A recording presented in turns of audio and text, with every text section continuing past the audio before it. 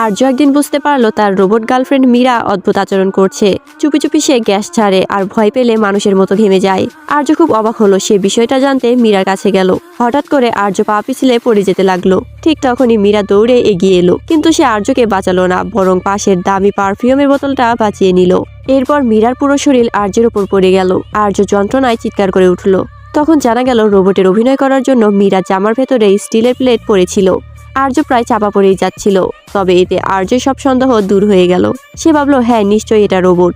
কয়েকদিন পর মীরা ঘর পরিষ্কার করছিল। হঠাৎ ভুল করে সে ভ্যাকুয়াম ক্লিনার ধাক্কা দিল, আর সঙ্গে সঙ্গে ভেঙে পড়লো আর্যের তাসের প্রাসাদ, যেটা সে 10 বছর ধরে বানিয়েছিল। আর্য রাগে একবারে লাল হয়ে গেল, কিন্তু কিছু করতে না পেরে ভাঙা তাসের দিকে তাকিয়ে রইল। মীরা বলল, আমার ব্যাটারি লো হয়ে গেছে। তারপর মাথা নিচু করে একদম স্থির হয়ে দাঁড়িয়ে গেল।